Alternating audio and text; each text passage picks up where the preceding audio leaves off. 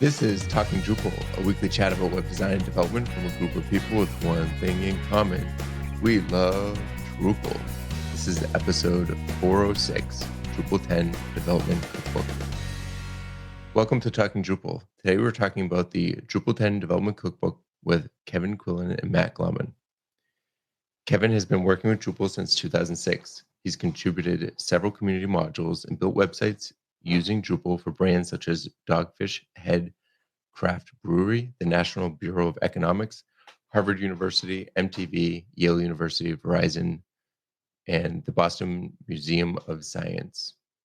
You can find him engaged in helping community members on Slack, Drupal Stack Exchange, and sharing his thoughts on his personal blog or smoking barbecue in his backyard. Welcome to the show, and thank you for joining us. Also joining us, Matt has been using Drupal since 2012. He currently maintains PHP Stand Drupal and is the primary contributor to the Drupal Rector, two tools which are used in Drupal's major version upgrade process. Welcome back, Matt. Thank you for joining us. Thanks for having me. I'm Nick Laughlin, founder at Enlightened Development, and today my co-hosts are John Picozzi, solution architect at EPAM. Hello, internet friends. And joining us for the third week, Sean Walsh, co-founder at CrowdCG. Hey, everybody. And now to talk about the module of the week, let's bring in Martin Anderson-Klutz, a senior solutions engineer at Acquia and maintainer of a number of modules of his own. Martin, what do you have for us this week? Thanks, Nick. This week, I thought we would use this segment to actually talk about the most recent feature release of Drupal, which is 10.1. Now, work began on this branch almost a year ago, since by design, the initial release of a major version has the same features as the last release from the previous version. So as a result, there's a ton of new features in this release. So thought would use the time here today to really highlight some of the key features that folks can look forward to when they upgrade to Drupal 10.1. So from a performance and UX standpoint, there's additional lazy loading. So for example, OEmbed content and responsive images. There are enhancements for BigPipe in terms of having interface previews, which reduce page reflows and just create a better user experience. There's now on-the-fly JavaScript minification and, really a variety of different performance features there. From a theming standpoint, there's a ton of excitement in the community around single directory components. And we'll actually have a link to a recent DrupalCon session about that in the show notes. There are also checkboxes now to enable Twig debugging and disable Twig cache. So from a theme development standpoint, that's going to make life much easier. There are new Twig filters that have been added. So the ability to add class, set attributes, and create a clean, unique ID are all things that will make life easier for front-end developers. For editors, there are a variety of enhancements available for CKEditor 5. So an auto format capability that really will accept sort of markdown style input to, create headings, code blocks, and so on. The actual code block languages is now configurable through the UI.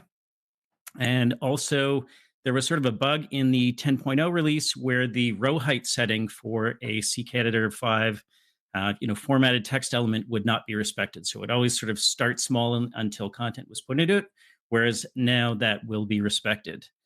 Also worth noting that there's a refreshed UI for bulk operations on your content, although I think users of the Gin admin theme will probably have already seen what some of those enhancements look like.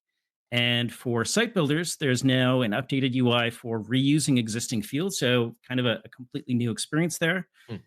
View pages can now use the admin theme regardless of their path.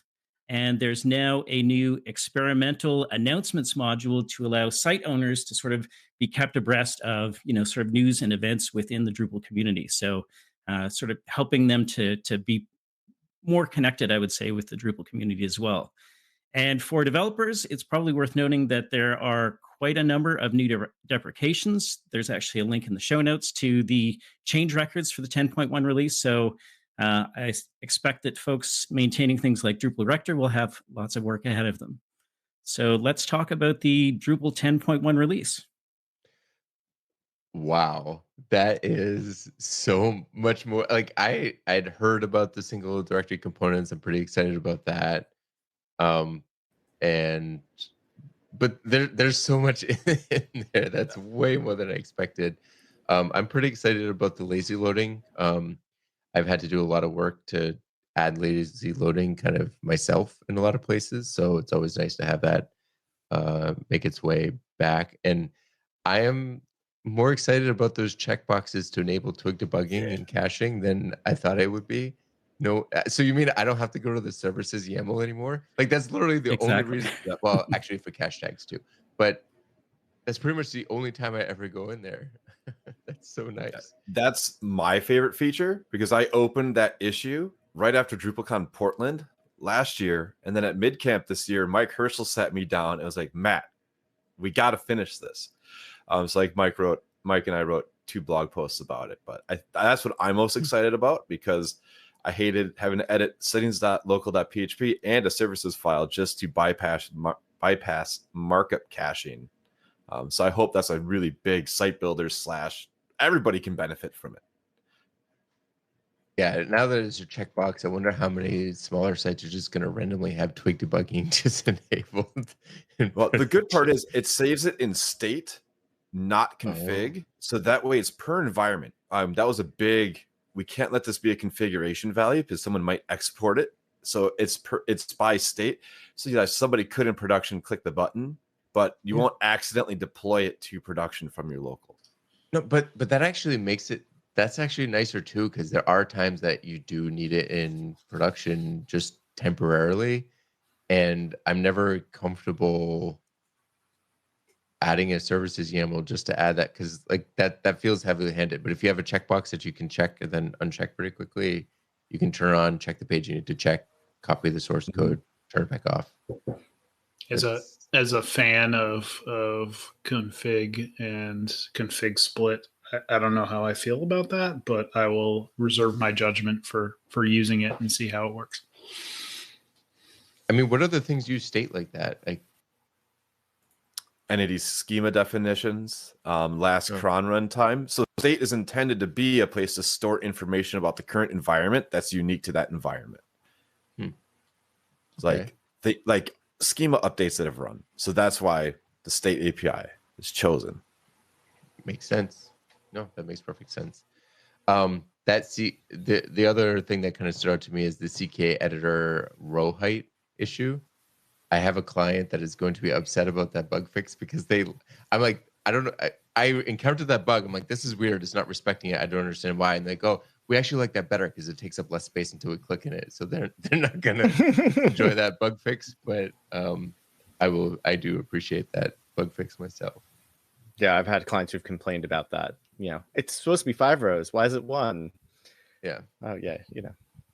There's also another thing in that CK editor, which is a version bump CK editor, which just fixed this bug with adding classes to like wrappers, like your UL and OLs. You couldn't really do it in the previous version. So that blocked me on a whole bunch of sites where I allow editors to choose kind of styling for the container and then do things to the children.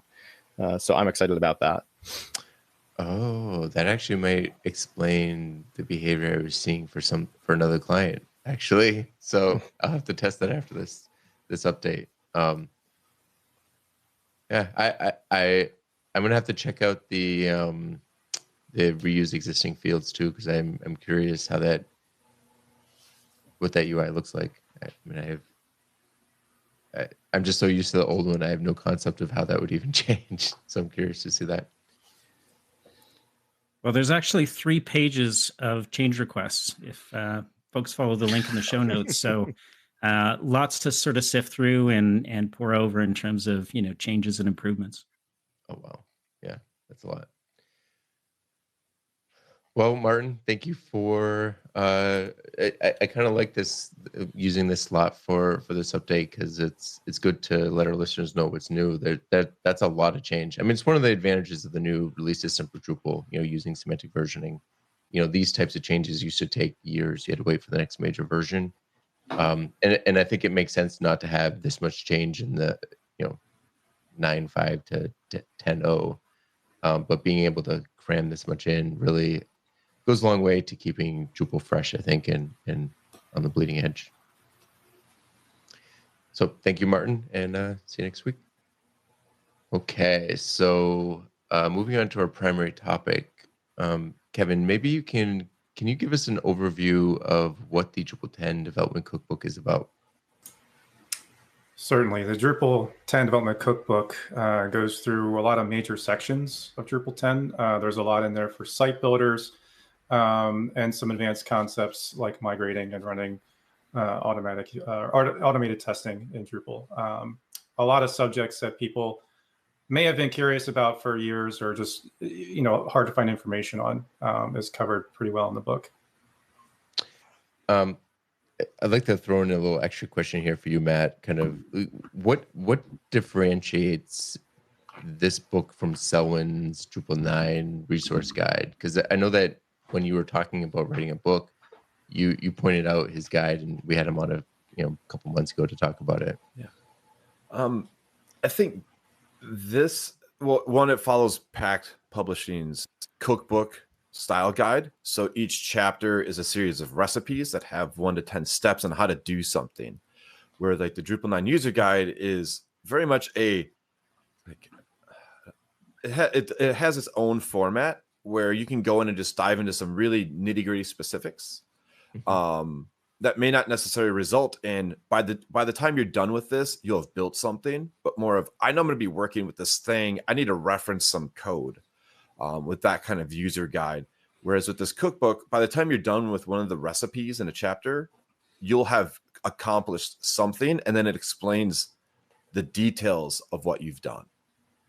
That makes sense. So the cookbook is kind of like, here's a recipe on how to do this specific thing, and Selwyn's book is like, the way I use it is more like a reference guide. Like I forget, the other day I was trying to do something with pagers and entity queries, and I just looked it up, found the little section, found the code snippet, and went from there.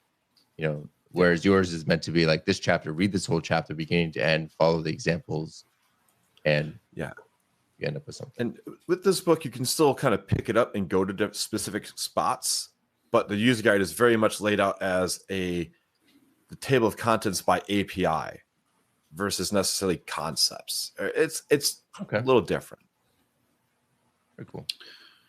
So, Kevin, you mentioned site builders there. I'm wondering, in your opinion, who is this book for? I mean, obviously, it's not just for site builders. I would say the majority audience would be newcomers to Drupal, and most of them would be site builders. But it is written in a way where people that are familiar with Drupal would know that you could start as a site builder and wind up eventually as a developer. There are concepts in the book that are for site builders, like building views and building content types and adding fields. And then later on, there are concepts like creating plugins, working with multilingual translations, doing migrations, and writing testing that start getting down more the path of hands-on code. It might be a little bit of code, it might be a little bit more code, but for anybody that's interested in at least site building and maybe a little bit interested in development, it covers both bases pretty well. Yeah, I thought it was interesting how like the pretty quickly in the first chapter, you guys get into like, okay, let's set up a local development environment, and here's how you're going to do it, right? And I imagine that that's probably like the base layer for the rest of the book, and to be able to kind of test out those things. So it feels like it's approachable for a lot of different groups of people. Yeah, no.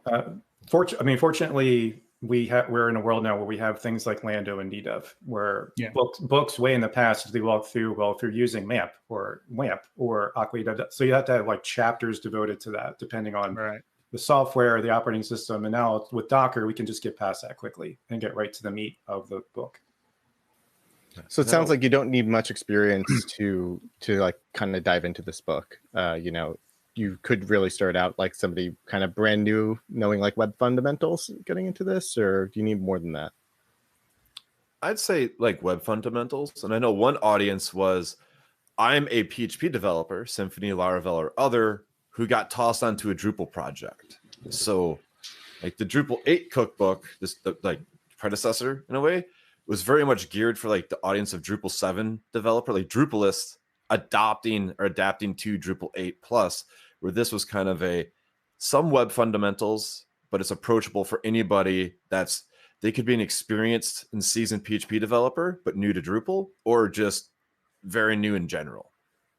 Okay. So you don't have to be a developer as long as you're planning on being a developer. That's a good way to put it. Yeah. Okay. It can scale with you on your journey, and each chapter has a little bit of those different skill levels. Okay.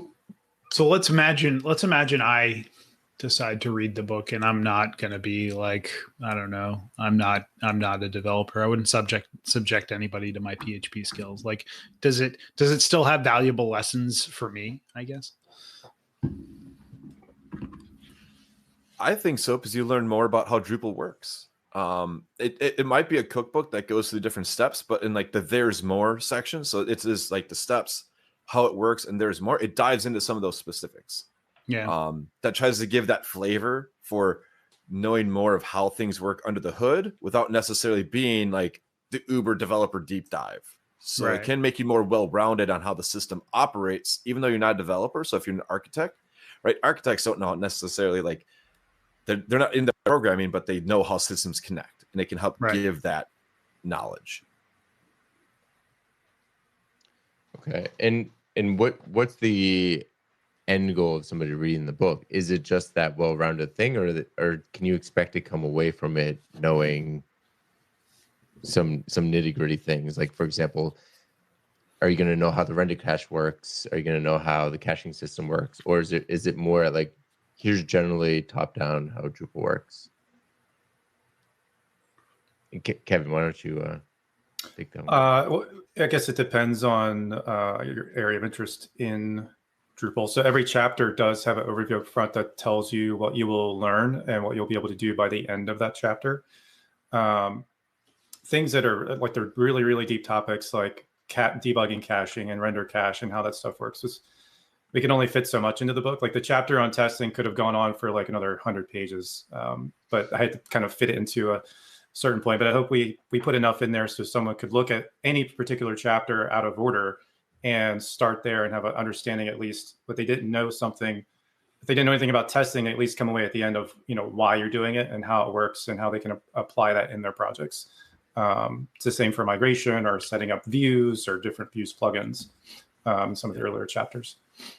Each chapter could basically be its own book. Like Pack does have a book on using views in Drupal. So, or there's the module development book. So it gives a good walkthrough.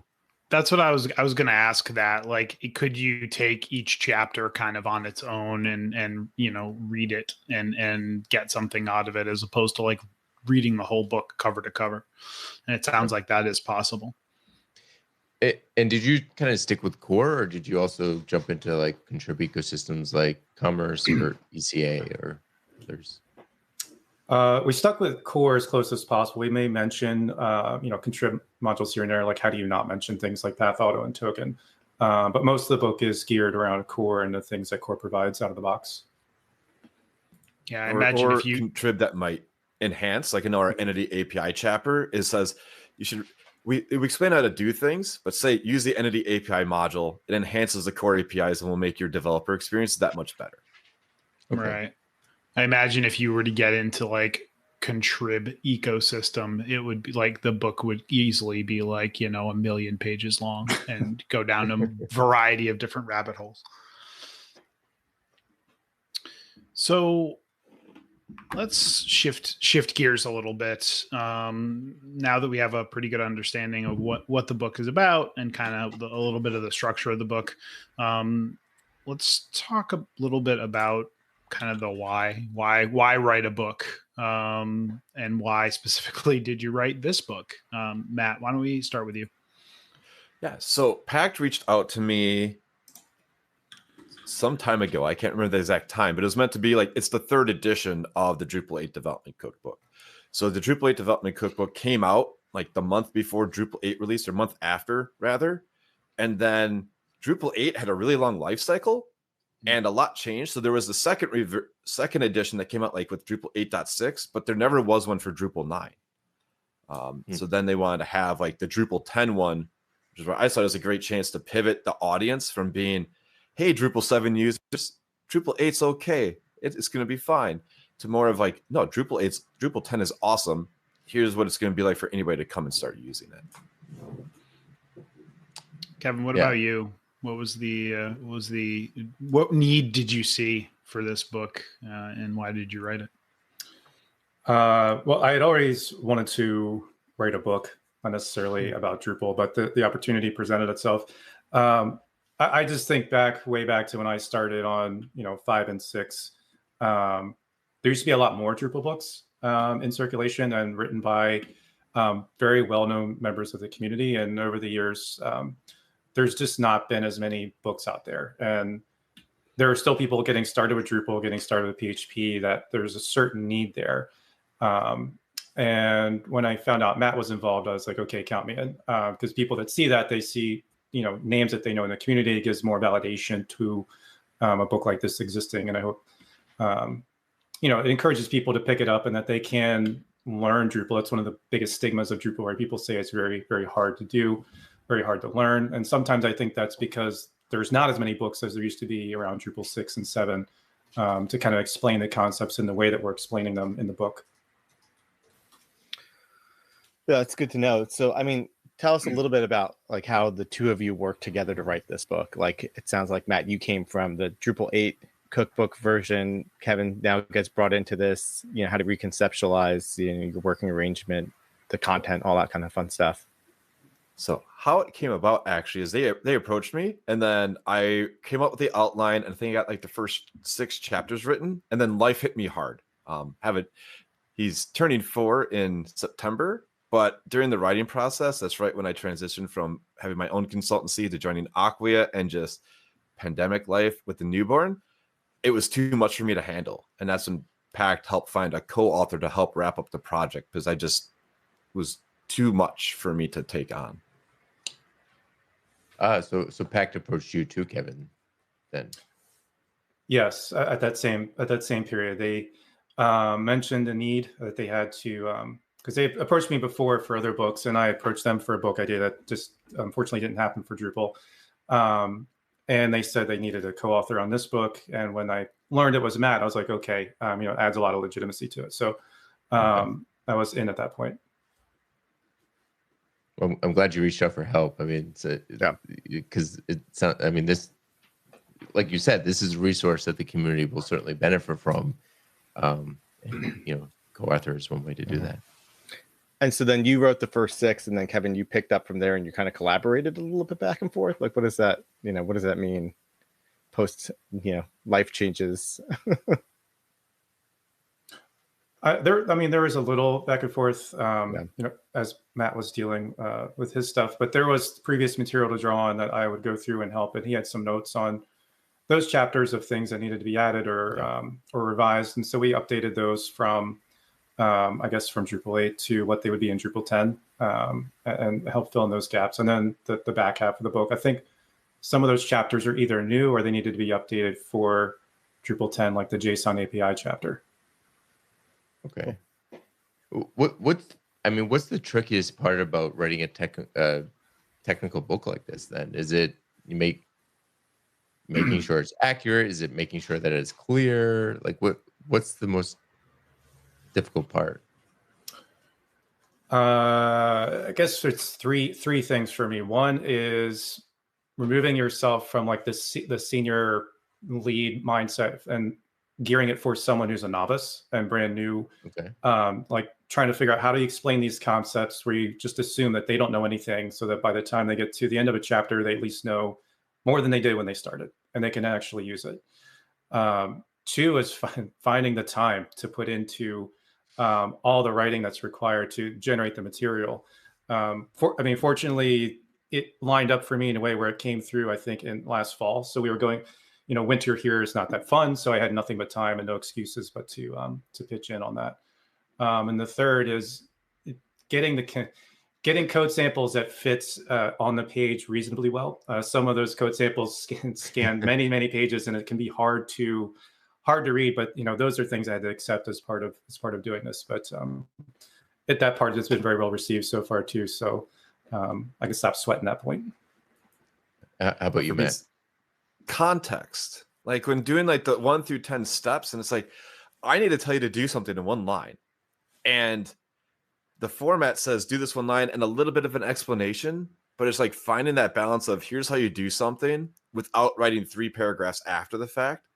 And like, I'm that person, like, even if you look at like the Commerce Code, like the contrib, I write paragraphs of code comments to explain awkward situations. So trying to balance that when writing a book and fitting it into a format, that was always my biggest challenge. It's like trying to be succinct and not too wordy, but also not leaving anything out when there's these like, well, why are these 3 annotations I have to write? And just hoping the reader can understand what I've gone and written. Well, it's like that famous author that wrote something like, sorry, I didn't have enough time to write a shorter letter. Like editing down takes time, and it's a skill. I mean, there's a reason why editors exist too, right? It's not just spell check and grammar check. Editors exist to also make things clearer and more succinct. Yep. It's a skill. There was one, I do remember one page on like in testing where I spent like the first page and a half, like explaining the different kinds of tests and the different scenarios where you would use those kinds of tests, which I thought was important to understand before going forward, especially if you've never written tests, because there's so much there to understand. And, they were asking, could we shorten that? And I was like, not without losing a lot of context for the reader. Understanding unit tests, kernel tests, functional, et cetera, and when and where to use them. You need to know what they are first, instead of just copying and pasting code samples and trying to shoehorn them into your projects. So context is another hard part to get. Yeah, and the medium you're using to communicate is part of the method too, right? It's very different when you're doing some sort of training thing and you realize as you're explaining something, oh, I need to provide more context here. Like human language has a lot of context cues to say like, hey, pause what we're doing right now. We're going in a different direction to explain something. Like, 1 second, I need to explain this and explain something else. And people can follow that train of thought. But if you do that in written format, it doesn't quite work. But also, like I think what you were alluding to, Matt, is if you just have 3 pages of context before you start doing something, people lose interest and they can't hold all that in their mind, in their working memory. And so I don't envy that task. It takes skill. I think that's one of the reasons probably why there haven't been as many books. It takes a lot of time and effort. It's definitely a learned skill, and that you have to come up to know where to draw the line. And like you said, that's where editors are extremely important. Especially, I know most developers want to be very verbose, so it's good to have somebody that's in check. Yeah, fascinating. So one thing that's interesting to me, and I'm wondering about here, is like, obviously Drupal is a content management system for websites. You guys tend to work in a digital world, right? I'm wondering why a physical book? Was there a conversation of whether to do like digital only versus physical? And then is there in fact a digital copy that you can get? I'm assuming you can get a Kindle version somewhere if need be. So I would say, why not a physical book? But I don't want to necessarily go down that rabbit hole first before answering. Yeah. So Pact does all their books come in physical or digital, and they have this cool like on-demand printing process too. So it's not like books are in like some warehouse. Like when you order a book, it's like printed and shipped. Got it. And then they have digital copies that you can access through the Pact library, their subscription that they have, or via Amazon for like Kindle, EPUB, etc. And does that provide, before we turn back, does that provide like an update process with a lot of those? Like if you realize that there's a mistake in the code on page 32 and you fix that, does that get updated in those digital versions and in the EPUB on Amazon, or is that a separate edition? It does not. That would be a separate edition, but all the code samples, the errata, is available on GitHub, and that is live updated. But the actual published content, because that goes through the whole process. Okay. So I was just curious. Anything to add, Kevin, before we go back to... I'm curious about Matt's point, but do you have anything to add, Kevin? In terms of why physical books, I'm an old school guy. I love to have a copy of a book in my hand. I've never been much on the digital side. I feel like there's a demographic out there that just prefers having the physical book in their hands. They can flip through it at their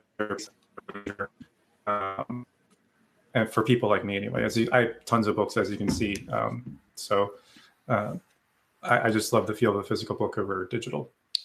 For the listener, both of our guests actually have large bookshelves behind them with numerous physical books on them. So that might answer the question without needing to use words. Who knows?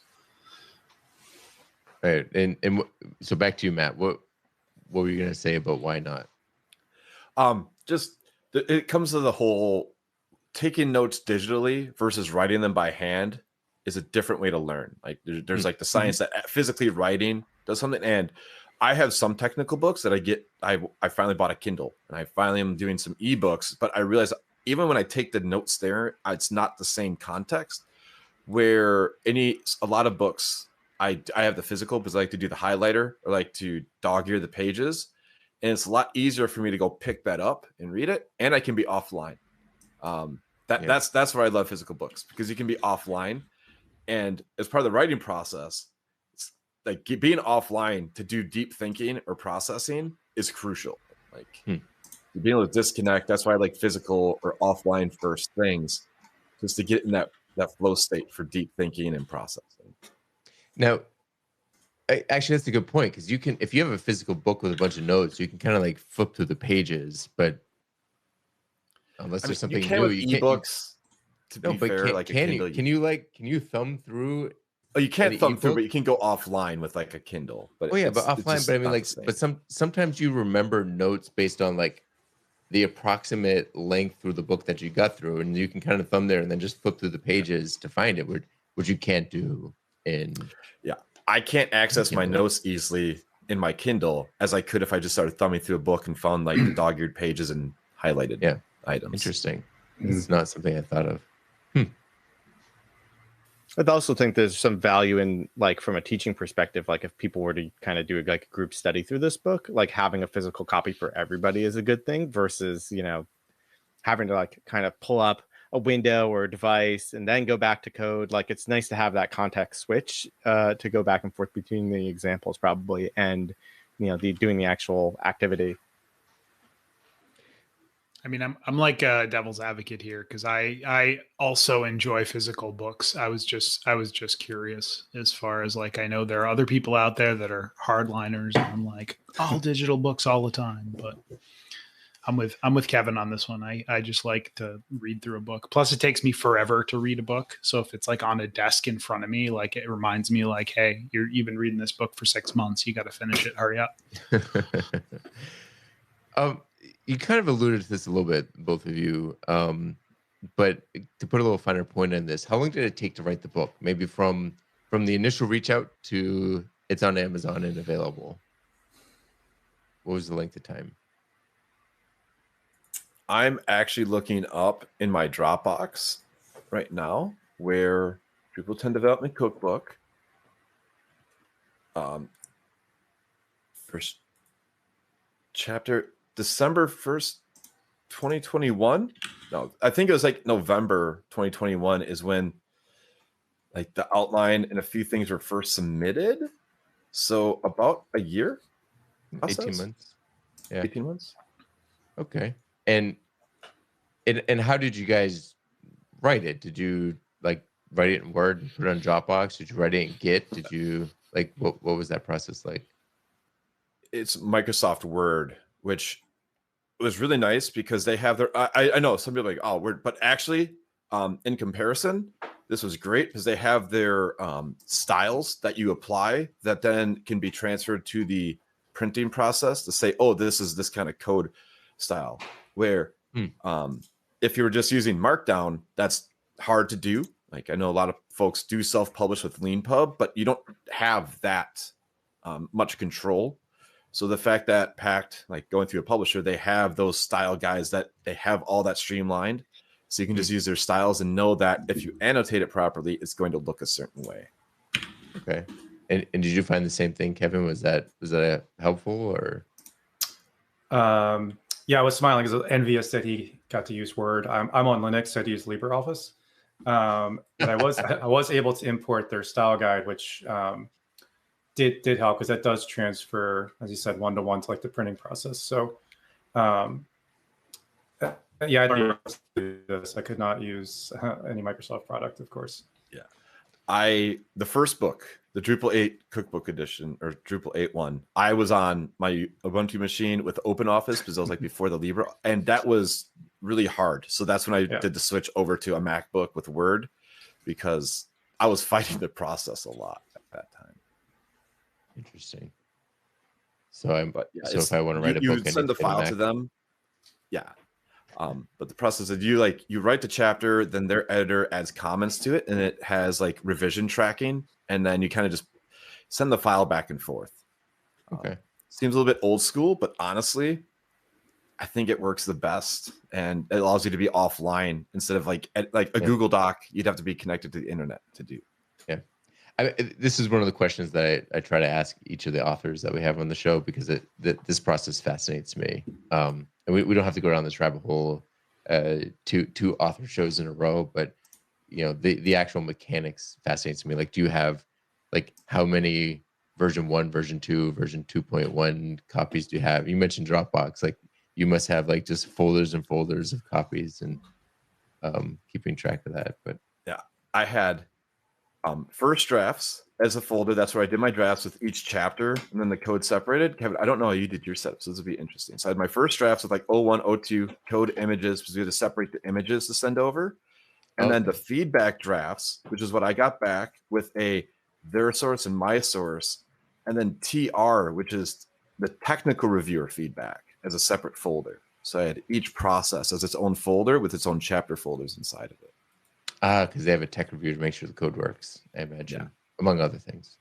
How about you, Kevin? How did you actually organize the files and process?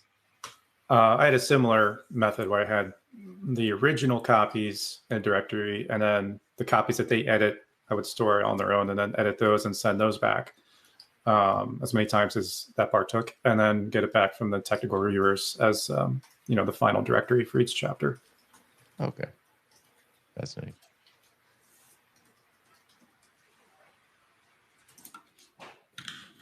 So, the book has 14 chapters, kind of almost 50-50 split between the two of you. How did you break up Drupal in such a way, right? Like, how did you get kind of distinct, cookbooks, recipes, whatever you want to call them, for each chapter?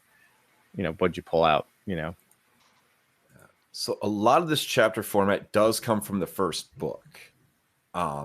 And I wish I could tell you the reasoning I had behind it.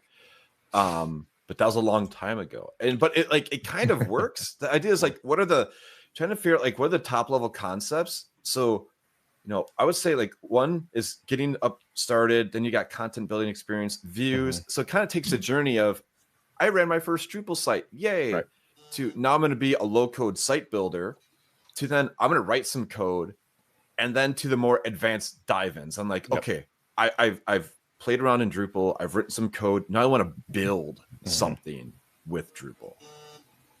Right, and Kevin, it sounds like the JSON API would be the kind of definitely a new chapter, because Drupal 8 didn't have that at the time, right? Right, it's gone through some revisions since that point. So the chapter on migration, chapter on testing, chapter on building APIs were all new. I think the API chapter goes into, if I recall, using SAML and OAuth2 and JSON API to do headless requests against the entity in the create, read, update, delete system in Drupal, which is very interesting and obviously becoming a hot topic as the years go by, going into headless. It's interesting because as you look through this chapter list, and admittedly I'm on Amazon looking at the chapter list right now, it really does make a lot of sense. And I think, Matt, you did a great job describing it, but you also see the new pieces that Kevin's talking about where, you're talking about, the building APIs with Drupal, automation testing, migration, all of those things. And like, it just kind of makes sense, you know. I think it's probably like Drupal's such an expansive topic. How do you whittle it down to 14 things, right? But I think you guys have done it pretty successfully here. You even have chapter 11, which is multilingual and internationalization, which is, you know, you could probably write a whole book on that topic alone, right? So I think that's pretty interesting. And like the one thing with like the last 4 is to show like Drupal's not just the CMS, it's a framework. Like it competes against Laravel and then Symfony. Like those things, you have to like build those features and then use them. Like you get this out of the box and it can start running. So I really like going to that audience of people new to Drupal, not just like existing Drupalists, like to show and shine these features because like we have a kick butt platform. Yeah. And like I imagine there are people that will get this book and like just flip to chapter 12 and start from there. The APIs. Yeah, I mean, Drupal really straddles the line between framework and CMS, right? A lot of frameworks give you an entity system, but then you almost always have to define all that stuff in code. And you know, a lot of CMSs don't give you the ability to define your own entities. I have one last kind of nitty gritty content question. This might take a little bit of thought, but I'm curious. One of the things I'm always curious about with these types of things, and maybe we'll start with you, Matt. What's something as you were writing the book that you didn't quite realize you understood well enough, and you had to research? Like, what's something that was like, oh my god, I didn't realize I didn't know this. Now I have to teach it. Everything. I feel like at each chapter there's someone's like, I know how this works. Then all of a sudden it was like, I don't, because they ask you to write the outline before you do research. And like, I'm like, all right, this is where I want to go. And changing the outline after the fact is a bit rigid process, which makes sense. It's like, we have this deadline. We want to get the book out for the release.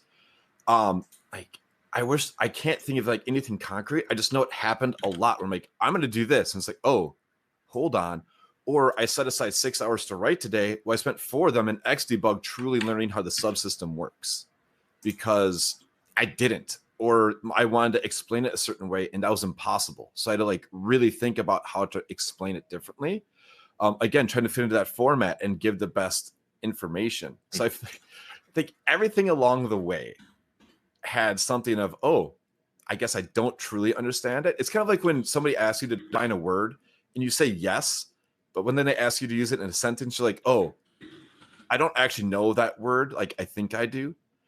There's a lot of that throughout the book. Yeah. Or like, you know the meaning of a word, but you don't realize like B is like the notorious or English word that's used for everything. But you know, if you're a native English speaker, you kind of just know how it works, but you don't realize that there's 400 definitions for the word because we overload that term a lot. That's fascinating though. Like as a, you know, I think that's encouraging for people who are on the journey too, to know that even if you're at the maybe more technical end of the spectrum, that there's still stuff to learn, you know, when you're going through this. That's encouraging. What about you, Kevin? Anything that stands out for you that was like you thought you had a good handle on it and then realized when you were researching that you had to dive in a lot deeper? Yeah, the using the OAuth 2 and using curl to interact with it, I had to go back and look up how do you send a curl request and get the cookie back and then send the cookie back with that request. We're trying to provide the most basic example for using an API in Drupal, not assuming any like JavaScript framework or any other means. So we just use curl. And as anything with any Linux commands, I always have to look that stuff up and make sure I have it exactly right and then explain it correctly because they're kind of archaic, if not powerful. But and definitely a good amount of Xdebug, as Matt said, to make sure what I typed is accurate and it actually works the way I explained it and that I actually understand what I'm doing. That happens on any project, really. You could be doing this for 15 years and still learn about something in core that's been there forever that you've never seen before. Happens to me like almost every week.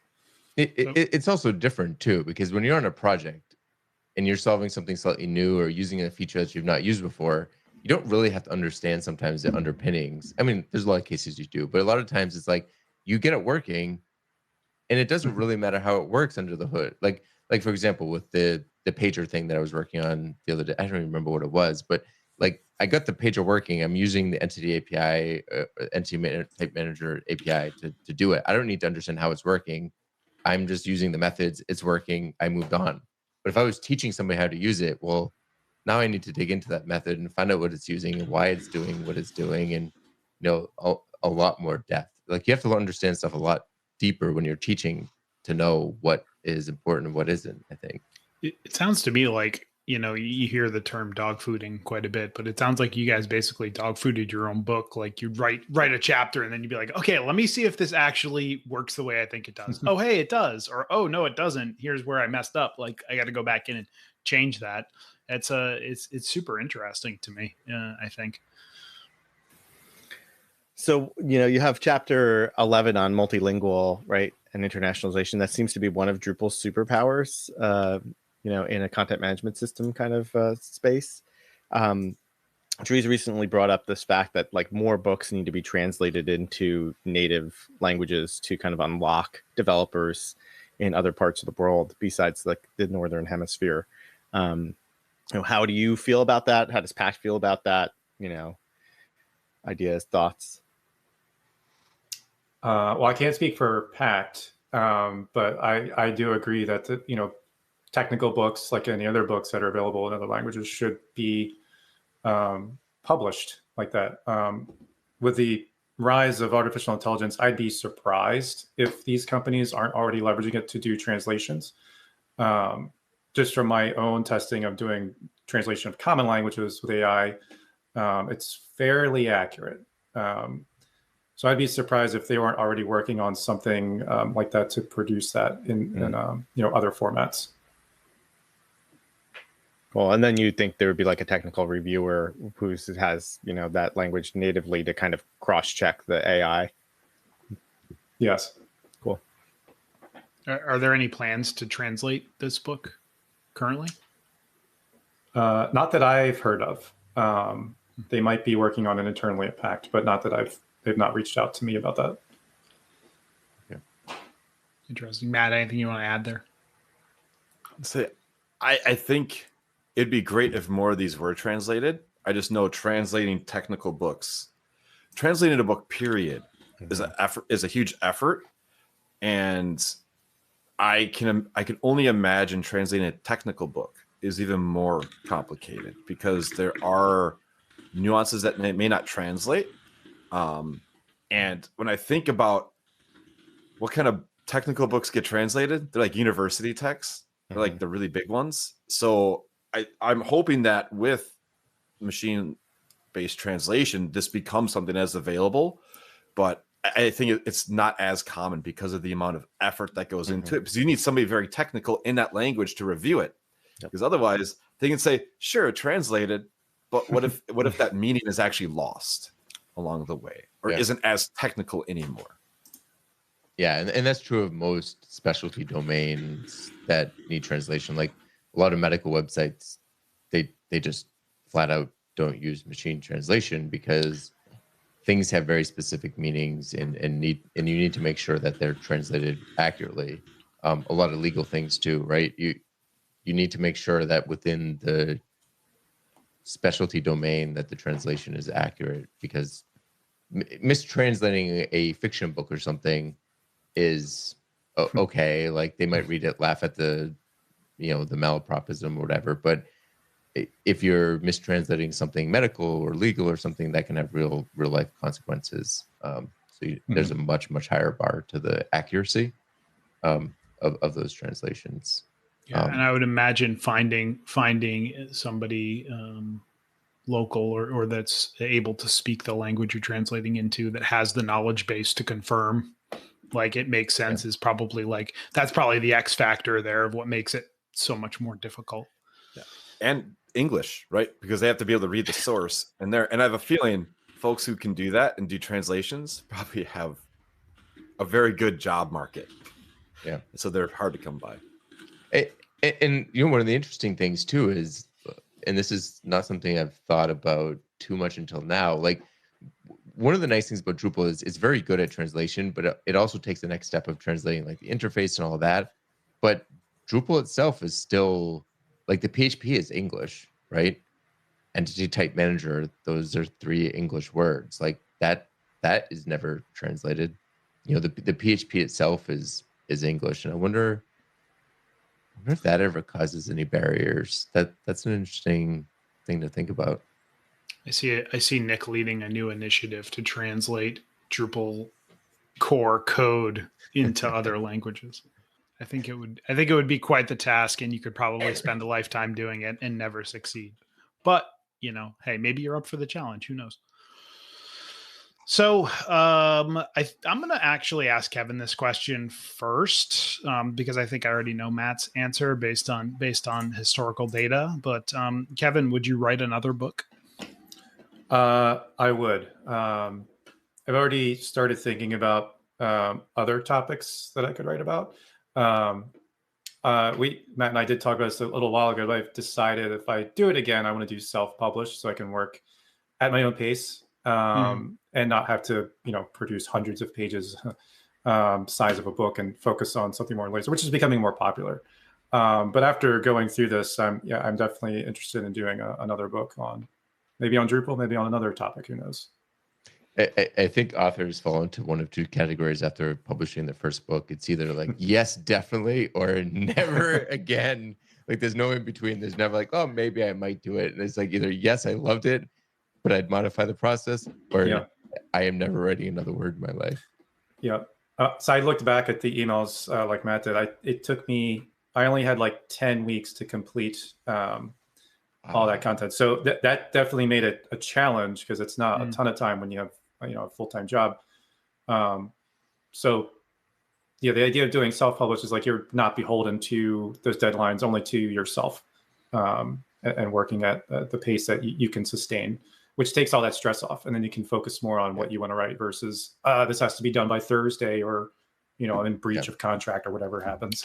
Right. You also have to be a little bit like self-guided, self-driven, right? Because it's very easy in that process, right? I understand the reduction of stress, which is like a huge benefit, but like there's also a scenario where you actually never get to a finished book, or it takes 4 years to produce it. The content is stale, right?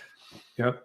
Unfortunately, in the technical space, if you move that slow, you'll be constantly rewriting, your content because it changes, especially if you do a lot of JavaScript work, which I don't like. That stuff changes so rapidly. I would never be able to finish, self-publishing a book on that. But, higher level concepts, the back-end stuff, the boring stuff doesn't change too often, or the technique of, how do you do continuous integration in Drupal? It's like there's a, big audience for doing that, especially in a post Drupal 7 world. It's always been a huge question on Drupal Stack Exchange. But I probably wouldn't spend years writing a book, but I kind of outlined one to spend like 7 months or less. That was kind of my cap on, could I get this done by next whatever? And if I could, I'll go for it. Cool. Okay. Matt, what about you? I feel like there may already be a contract signed somewhere in a back room for like Drupal 11 through 13. No, I thought about this long and hard, but I'm actually working on one right now. I'm going to go to self-publishing route. So I'm writing one that's a breakdown of the render caching system, or what I called it, Understanding Drupal, a complete guide to caching layers, that I started back in February, and I'm hoping to release at the end of this year. Okay. It's interesting because when you work with the publisher, you do get all that infrastructure, such as style guides. Like I brought up LeanPub before. Well, they have their editor, but if you want to edit locally, it's Markdown, and then you got to change to their custom format. And there's a lot more friction that way, but you do set your own guidelines, but you have to, or deadlines, but you do have to be a bit more motivated or self-disciplined. But I wanted to try something different. I did the whole publisher route 3 times technically, and I wanted to see if doing something shorter and more succinct about a very niche topic would kind of like put a pep in my step. As you guys are authors and doing self-publishing, I suddenly had this idea of like a book apart series for Drupal, where like we just find somebody to like publish like short airplane ride versions of key Drupal topics. whether that's helpful to people or whether people are interested in that, I don't know, but it feels like something people would be interested in. Mm-hmm. So as we get close to wrapping up, people have been listening to the show. They're really excited about the book and they want to buy it. Where's the best place to buy the book? I would go directly to Amazon. There's a link in the show notes, but if you search Drupal 10 Development Cookbook on Amazon, it's the first one. Cool. Is there an option, just out of curiosity, sorry, is there an option to buy direct from the publisher, or do they always just sell on Amazon? There is an option, yes, to purchase through Pact or to use their subscription service as well. Interesting. Cool. Well, Matt and Kevin, thank you for joining us. This has been a great discussion. Thank you for having me. Thanks for having me on. Do you have questions or feedback? Reach out to Talking Drupal on Twitter with the handle Talking Drupal, or by email with show@talkingdrupal.com. You can connect with our hosts and other listeners on Drupal Slack in the Talking Drupal channel. You can promote your Drupal community event on Talking Drupal. Learn more at talkingdrupal.com/tdpromo. Get the Talking Drupal newsletter to learn more about show news, upcoming Drupal camps, local meetups, and our guest hosts, and much more. Sign up for the newsletter at talkingdrupal.com/newsletter. And thank you, patrons, for supporting Talking Drupal. Your support is greatly appreciated.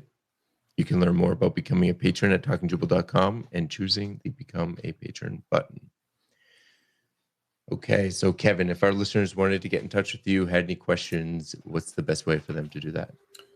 The two best ways are my LinkedIn profile, and you can usually hunt me down on the Drupal Slack, a direct message, or any one of those means.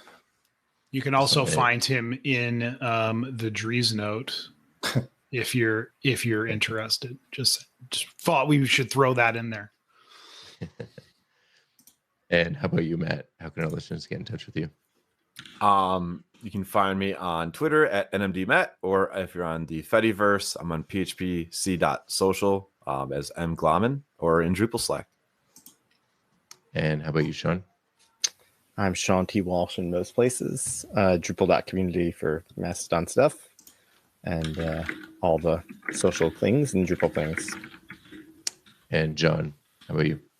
I am at John Picozzi on all the major social networks and Drupal.org. And you can find out more about EPAM at epam.com. And you can find me pretty much everywhere at NixVan, NICXVAN. And if you've enjoyed listening, we've enjoyed talking. Have a good one, everyone.